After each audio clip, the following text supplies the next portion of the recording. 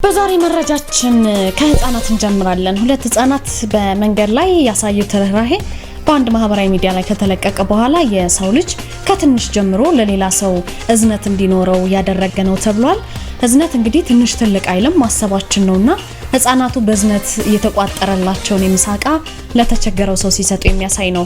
በዜናችን እንደመጀመሪያ የምናሳያችሁ ጉዳይ ነው። ቋሚ ሲኖዶስን ጨምሮ የሃይማኖት ተቋማትና የፖለቲካ ፓርቲዎች በምስራቅ አርሲ ዞን የተፈጸመውን ግድያ በጽኑ አውግዘውታል።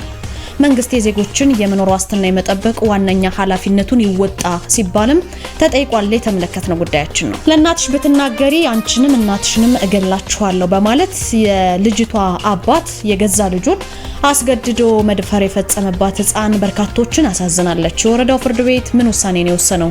የሴቶች ጥቃትን መባባስ በተመለከተ ለእናንተ ለወር ተመልካቾቻችን ያዘጋጀነው ዜና አለ። ኮድ 4 ተሽከርካሪዎች የትራፊክ ህግ እየጣሱ አስቸግረውኛል አለ ትራፊክ ማኔጅመንት። የተመለከትነው ነው። የኢትዮጵያ አየር መንገድ ከቻፓ ኩባንያ ጋር በአጋርነት ለመስራት የመግባቢያ ስምምነት ተፈራረመ የሚሉ መረጃዎችን ይዘናል። እንደምን ውላችኋል? አሃዱ ኒውስ ኤንድ ፖለቲክስ የናንተው የመረጃ ቻናላችሁ ነው። አብራችሁን ስለምትቆዩ እናመሰግናለን። ናርዶስ አለማየሁ ነኝ። የትም እንዳትሄዱ።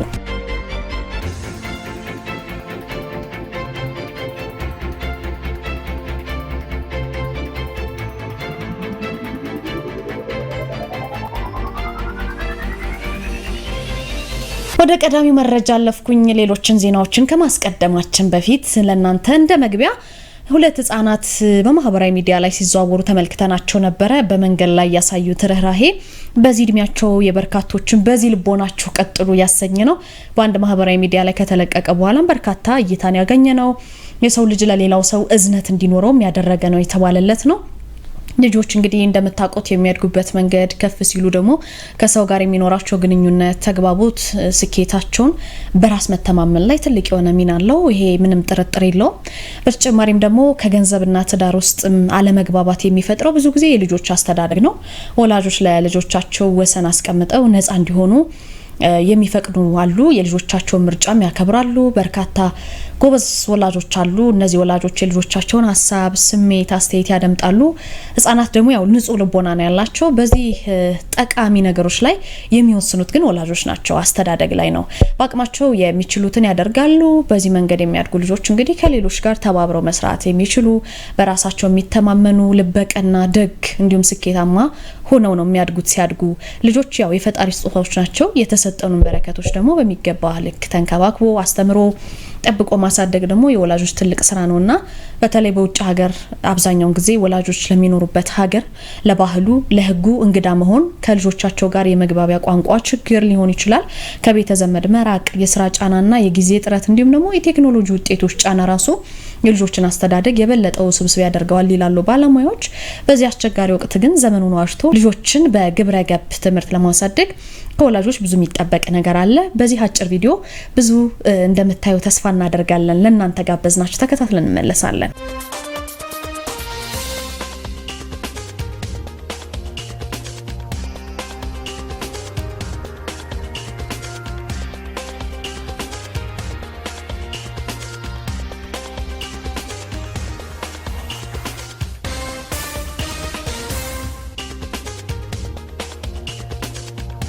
እንዳያችሁት ነው። እነዚህ ህፃናት እንግዲህ ምግባቸውን ለተቸገረ ሰው ሲሰጡ ነው በበርካታ ሚዲያዎች ላይ ሲዘዋወሩ የነበሩት። መልካም የልጅ አስተዳደግ በወላጆችና በልጆች እንዲሁም ደግሞ በሌላው ሳይም ላይ ደግሞ የመጨረሻ ግቡ ሊሆን ይችላል።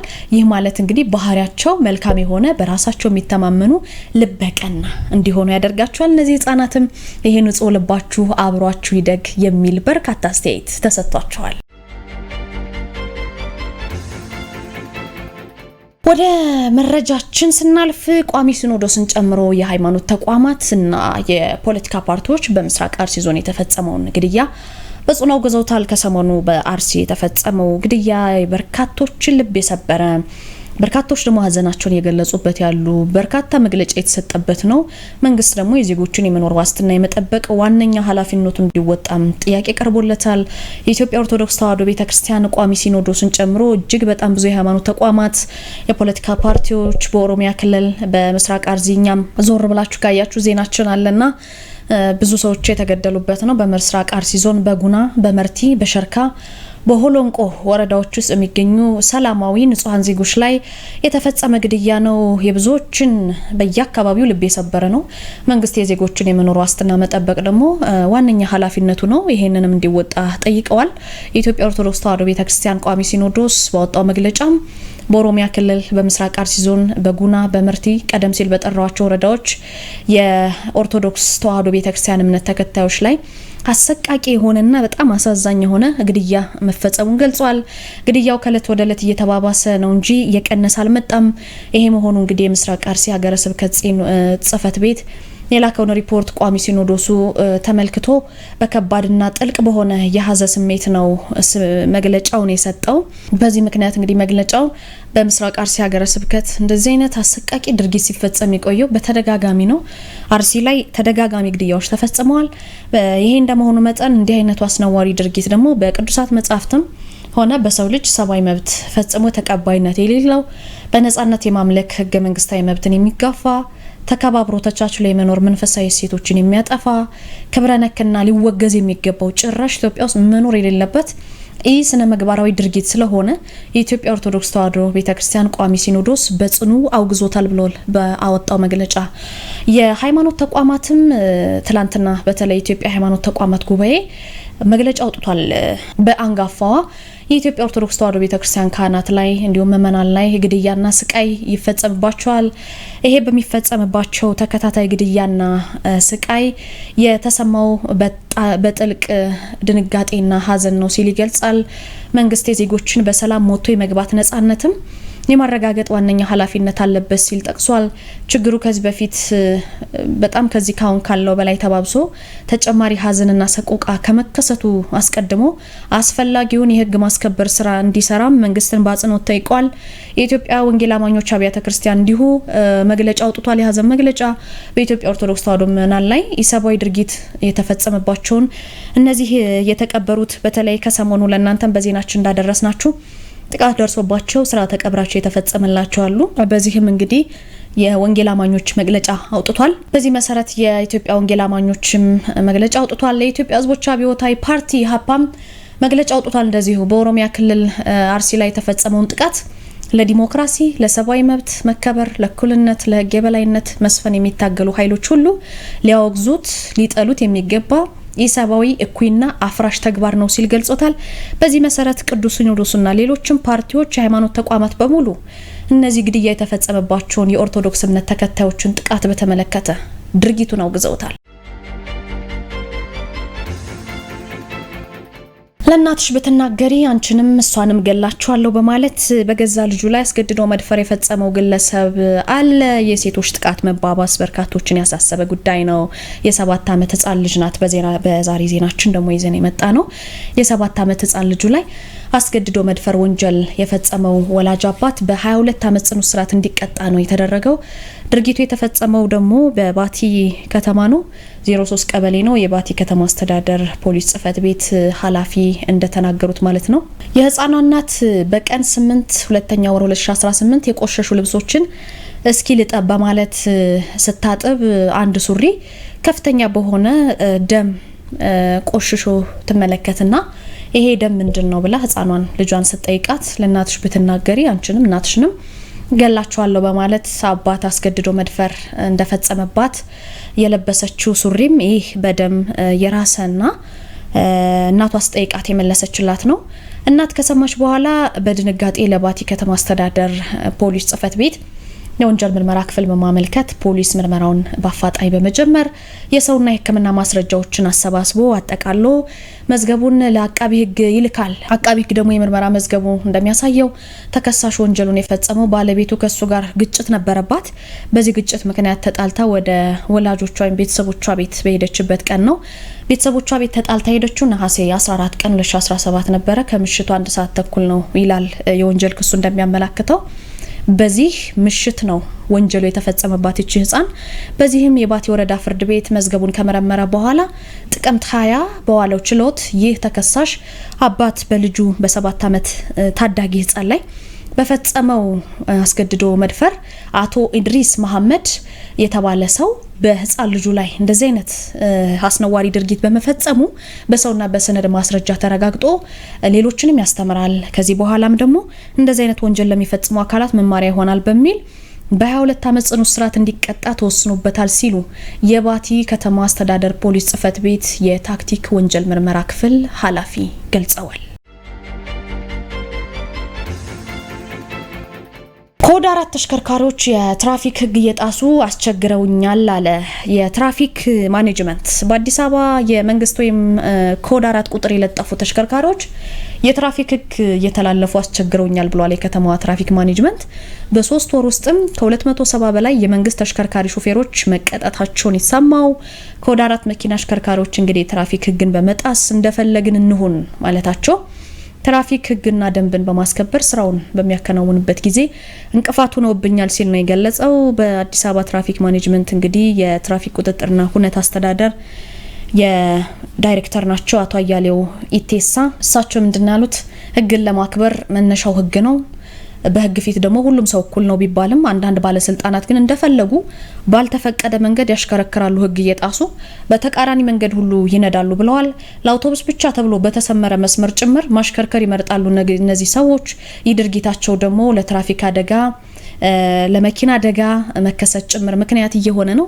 አሁን ላይ ህግን የትራፊክ መብራትን በሚጥሱና ባልተፈቀደ መንገድ የሚያሽከረክሩ ባለስልጣናትም ሆነ ማንኛውም አሽከርካሪ የሚቻለውን እየቀጣን ጥሶ የሄደውን ደግሞ ታርጋ ቁጥሩን መዝግቦ በመያዝ በሚመለከተው አካል በማስጠራት ጥብቅ ቁጥጥር ይደረጋል ሲሉ አቶ አያሌው ኢቴሳ ነግረውናል ሲሉ የሀገር ውስጥ ሚዲያዎች ዘግበውታል። የኢትዮጵያ አየር መንገድ ከቻፓ ኩባንያ ጋር በአጋርነት ለመስራት ተፈራርሟል። አየር መንገዱ ከቻፓ ኩባንያ ጋር በአጋርነት መስራት የሚያስችለውን የመግባቢያ ስምምነት መፈራረሙ እየተነገረ ነው። የመግባቢያ ስምምነቱን ደግሞ የኢትዮጵያ አየር መንገድ ግሩፕ ምክትል ዋና ስራ አስፈጻሚ አቶ ኃይለ መለኮት ማሞና የቻፓ ኩባንያ መስራቾች ትላንትና ተፈራርመውታል። በስምምነቱ መሰረት ቻፓ ኩባንያ እንግዲህ ደንበኞች በኢትዮጵያ አየር መንገድ ድረገጽ ላይ በሁሉም የክፍያ አማራጮች ላይ የቲኬት ግዢ አገልግሎት እንዲያገኙ የሚያስችላቸው ነው። በዚሁ ጊዜ በተለይ የኢትዮጵያ አየር መንገድ ምክትል ዋና ስራ አስፈጻሚ አቶ ኃይለ መለኮት ማሞ ከቻፓ ኩባንያ ጋር የተደረገ ስምምነት ደንበኞች በአንድ ፕላትፎርም በቀላሉ የቲኬት ግዢ ብዙም ሳይለፉ መፈጸም እንዲችሉ የሚያደርግ ነው ይላሉ። ከዚህ ባሻገር ግን አየር መንገዱ ከቻፓ ኩባንያ ጋር በትብብር ለመስራት ያደረገው ስምምነት የሀገር ውስጥ የቴክ ኩባንያዎች እንዲጠናከሩ እንደሚረዳ ተጠቁሟል። የቻፓ ኩባንያ ዋና ስራ አስፈጻሚ አቶ ናኤል ኃይለማርያም ደግሞ የአየር መንገዱ ደንበኞች የኤቲኤም ካርድ ቁጥርን ሁሉ በመጠቀም ያለማሽን ክፍያ መፈጸም እንደሚችሉ ነው የተናገሩት። ይሄ በጣም ብዙ ስራ የሚያቀል ነው። ከዛ ባሻገር ኩባንያው ወደፊት ኢትዮጵያን ቴክኖሎጂን በመጠቀም ማንኛውም ምርት እና አገልግሎት እንዲገዙ የሚያስችል አሰራር ለመፍጠርም ህልም እንዳለው መግለጻቸውን የዘገበው የሀገር ውስጥ ሚዲያ ነው። ከ4 ዓመታት በፊት በሁለት ኢትዮጵያውያን የተመሰረተው ቻፓ ኩባንያ ከ60 በላይ ለሚሆኑ ሰዎችም የስራ እድል መፍጠሩ ነው የተዘገበው። ቤተሰቦቻችን ከኛ ጋር ስለነበራችሁ ከልብ አመሰግናችኋለሁ። አሁን ደግሞ ከአሀዱ ሬዲዮ ሌሎች መረጃዎች ሰማላችሁ። ታሪኩ ጋሹ ይጠብቃችኋል። ለነበረን ጊዜ ከልብ አመሰግናለሁ። ቆይታችሁን ከኛ ጋር እያደረጋችሁ ስለሆነ እጅግ አድርገን እናመሰግናለን። አሀዱ ልሳን ማለዳውን የመራው ታሪኩ ጋሹ በመስተንግዶ ቴክኒኩን በመቆጣጠር የዓለም ስራ ዘውዱ እንዲሁም የስልክ ጥሪዎችን ተቀብሎ በማስተናገድ ህይወት የጌትነት አብረናችሁ ቆይታ እያደረግን እንገኛለን። ውድ ቤተሰቦቻችን አብራችሁን ስለምትቆዩ እያመሰገን አንኳር ዘገባዎቹን ቀዳሚ እናደርጋለን። የሀገር ውስጥ አንኳር ዘገባዎቹን በማስቀደም እንጀምራለን። የትግራይ ክልልን ያላካተተ ሀገራዊ ምክክር የተሟላ ነው ሊባል እንደማይችል ኮሚሽኑ አስታወቀ። ሀገራዊ ምክክር ኮሚሽኑ ለሀገራዊ ምክክር ጉባኤ የሚቀርቡ አጀንዳዎችን የመለየት ስራ ብቻ ቢቀረውም የትግራይ ክልልን ያላካተተ ሀገራዊ ምክክር የተሟላ ነው ሊባል እንደማይችል ኮሚሽኑ ለአሀዱ አስታውቋል። የኢትዮጵያ ሀገራዊ ምክክር ኮሚሽን ከትግራይ ክልል ውጭ በኢትዮጵያ በሁሉም ክልሎችና የከተማ አስተዳደሮች የአጀንዳ ማሰባሰብ ስራውን አጠናቋ አሁን ላይ የሚቀረው የተሰበሰቡ አጀንዳዎችን መልክ ማስያዝና ለሀገራዊ ምክክር ጉባኤ የሚቀርቡ አጀንዳዎችን የመቅረጽና የመለየት ስራ ነው በማለት ኮሚሽነር መላኩ ወልደ ማርያም ከአሀዱ መድረክ ጋር በነበራቸው ቆይታ ገልጸዋል። ኮሚሽነሩ ሀገራዊ ምክክር ኮሚሽኑ በሀገር ውስጥና ከሀገር ውጭ የሚገኙ ኢትዮጵያውያንና ትውልደ ኢትዮጵያውያን ጋር ምክክር አድርጓል ያሉ ሲሆን ነገር ግን ከትግራይ ክልል ጋር አላደረግንም። በዚህም የትግራይ ሕዝብ በሀገራዊ ምክክር ሂደቱ በአንድም ይሁን በሌላ መንገድ መሳተፍ አለበት ብለዋል። በሌሎች አካባቢዎች እንደተደረገው ሁሉ በትግራይ ክልልም ምክክር መደረግ አለበት። የትግራይ ክልልን ያላካተተ ሀገራዊ ምክክር የተሟላ ነው ሊባል አይችልም። በዚህም የምክክር ሂደቱን ለማከናወን ሙከራዎች እየተደረጉ ነው ሲሉ ተናግረዋል። የኢትዮጵያ ሀገራዊ ምክክር ኮሚሽን አሁን ያለበት ሁኔታ የተሰበሰቡ አጀንዳዎችን መልክ የማስያዝ እና ለሀገራዊ ምክክር ጉባኤ የሚቀርቡ አጀንዳዎችን የመቅረጽ ስራው ትልቁ ስራ ነው። ይሄ ደግሞ ለሀገራዊ ምክክር ኮሚሽን ምክር ቤት የተሰጠ ስልጣን ነው። ያን ሲያደርግ ብቻውን አጀንዳ ይቀርጻል ማለት አይደለም።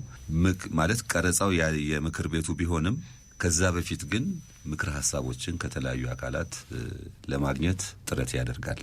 አጀንዳዎች ለሀገራዊ ምክክር ጉባኤ የሚቀርቡ አጀንዳዎች እነዚህ ናቸው ብሎ ይለያል፣ ይፋ ያደርጋል።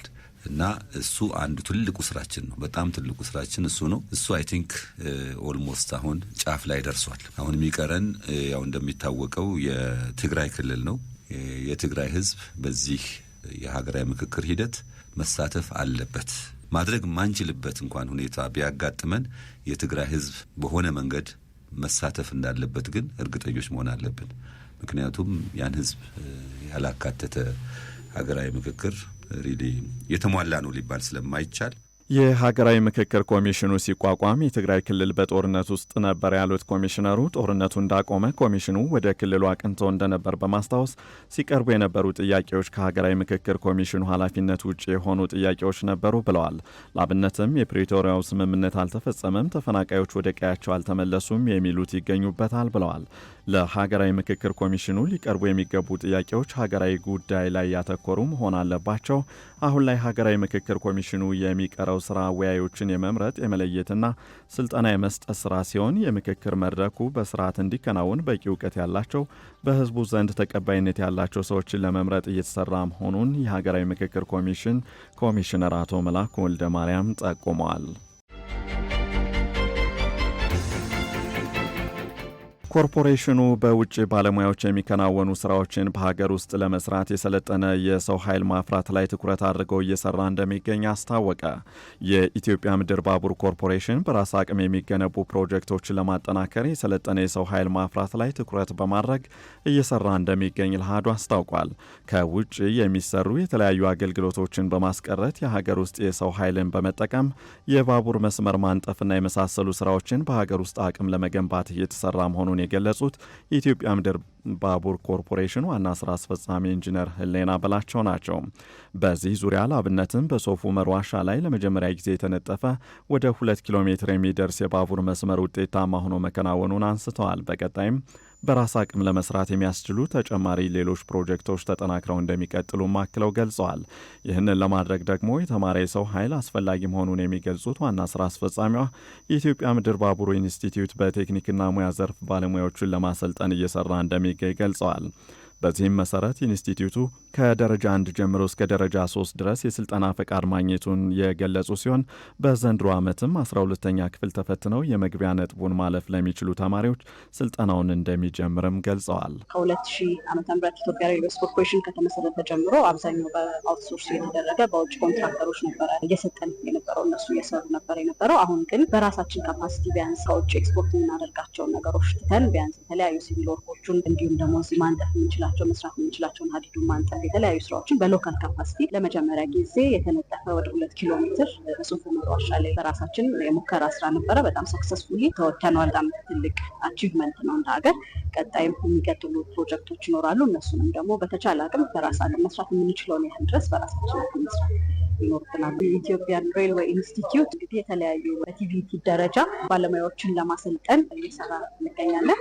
አሁን በሌቭል 1 ሌቭል 2 3 ድረስ እንደዚህ ፈቃድ አግኝተናል። በነዛ ተማሪዎችን ተቀብለን 12ኛ ክፍል ተፈትነው የመግቢያ ነጥቡን ማለፍ የቻሉ ተማሪዎችን ተቀብለን በዚህ ዓመት ጀምሮ ማሰልጠን እንጀምራለን። ከዚህ ባሻገር የአጭር ጊዜ ስልጠናዎች እየተሰጡ እንደሚገኝ በመግለጽ ዘርፉን ለማሳደግና በራስ አቅም የሚሰሩ ግንባታዎችን ለማከናወን ትልቅ ጠቀሜታ እንዳለውም አንስተዋል። ዋና ስራ አስፈጻሚው አያይዘውም ለዚሁ ለትምህርትና ስልጠና ብቻ የሚያገለግልና 62 ሄክታር መሬት ላይ ያረፈ ማዕከልን በቢሾፍቱ ከተማ ለመገንባት ሙሉ ዝግጅት መጠናቀቁን ገልጸዋል። ይህንን ጨምሮ በአጠቃላይ በዘርፉ የሰለጠነ የሰው ኃይል የማፍራት ስራን አጠናክሮ እንደሚቀጥልም አስታውቀዋል።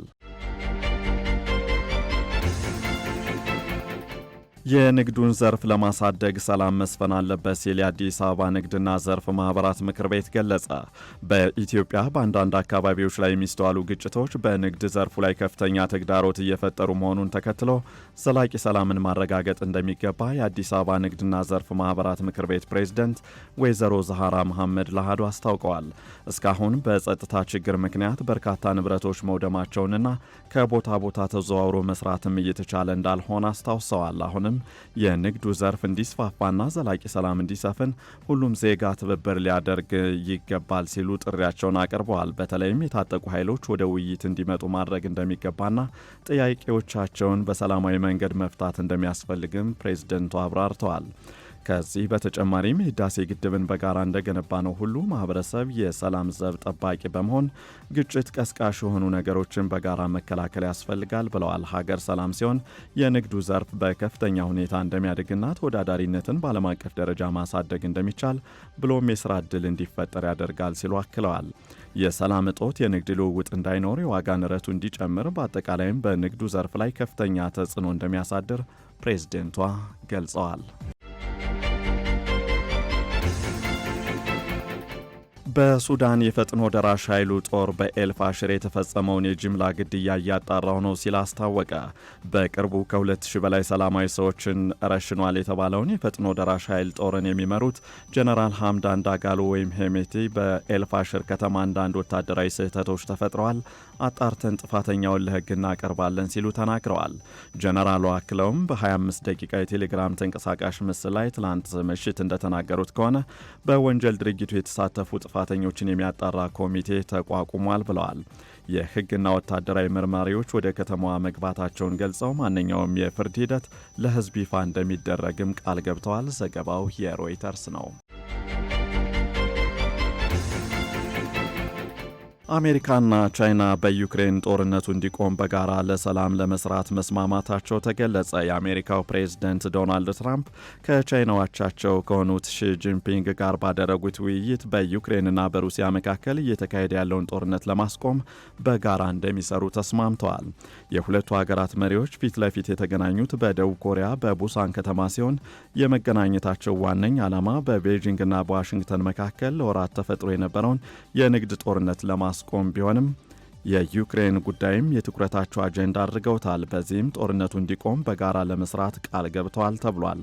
ሆኖም ጦርነቱ ከተቀሰቀሰ ከ3 ዓመታት በላይ ያስቆጠረ ሲሆን ቻይና የሩሲያ ቀንደኛ የኢኮኖሚ አጋር ሆና ስትቆም፣ በሌላ በኩል አሜሪካ ደግሞ የዩክሬን የወታደራዊና ቁሳቁስ የገንዘብ ድጋፍ አጋር ሆና ቀጥላለች። ዘገባው የአልጀዚራ ነው።